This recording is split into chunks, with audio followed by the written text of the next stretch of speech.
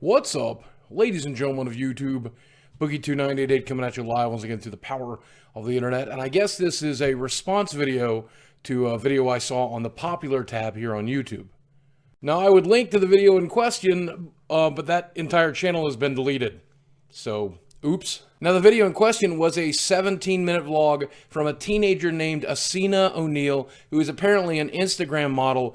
Something I didn't know you could even do professionally, but apparently that's what she does. In the video, she breaks down how social media works, what it's like to work in social media, what it's like to be an Instagram model, and ultimately explains why she's quitting it altogether. And I really wanted to talk about that. Now, if this is not some sort of insane publicity stunt, just in case she ever sees this, Essena, you do you. Whatever feels right for you and whatever's right for you and helps you in here and in here, that's exactly what you need to do, and I'm all for it. But I still want to discuss your message because some of it bears repeating and some of it is worthy of just plain debate. The first thing she says is that social media is not real, and that's absolutely the truth. It doesn't matter if it's Facebook pictures, Instagram pictures, YouTube videos, this is absolutely not reality. YouTube pranksters hire paid actors, Instagram models work for hours to get the perfect shoot, YouTube beauty gurus have professional makeup artists helping them with their makeup, and even I am only showing you the best of the best. I certainly don't film when I'm depressed or angry or sad or anxious. I show you the best version of myself that I can every single day. And unfortunately, there are YouTubers and people on social media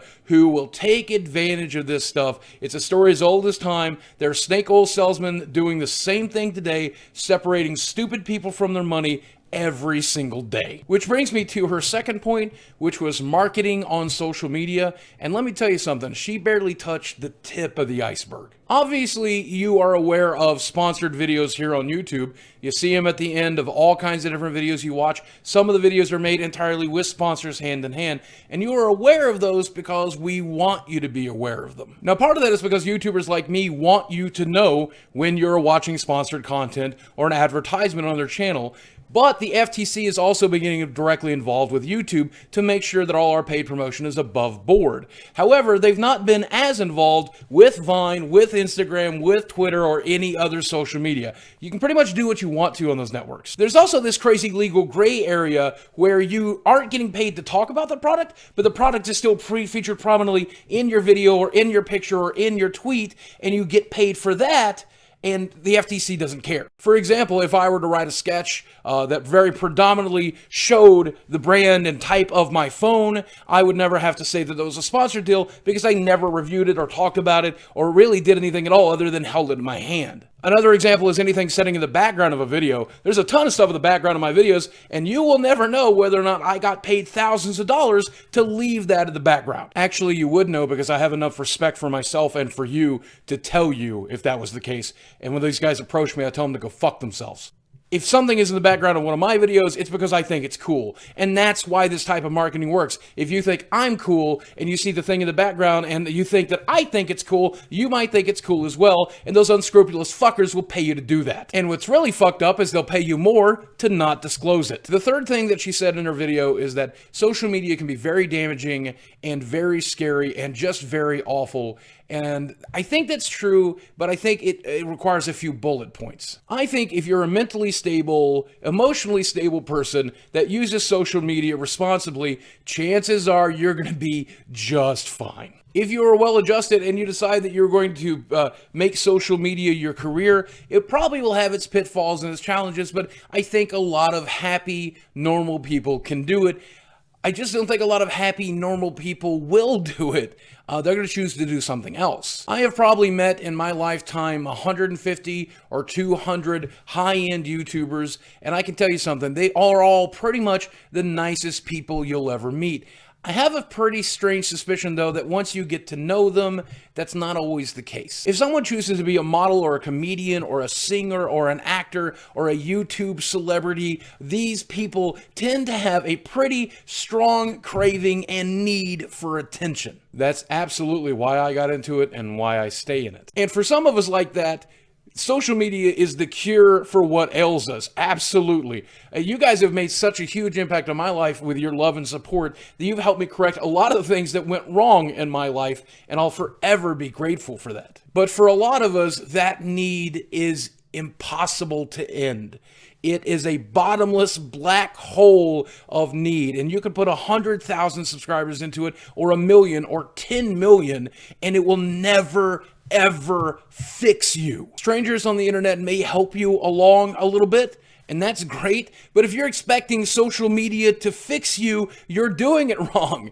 Get a fucking therapist. Most of the YouTubers I know are in therapy, so don't feel weird about that. But the biggest mistake that I think a lot of people do on social media, specifically this young lady, is that they fake what they are and who they are on the internet. I think being honest with you is a large portion of why I've been successful. And my Francis videos have always been known as fake because I tell you that it's fake, and even if you didn't hear that, you'll hear it in a different video when you check out my channel.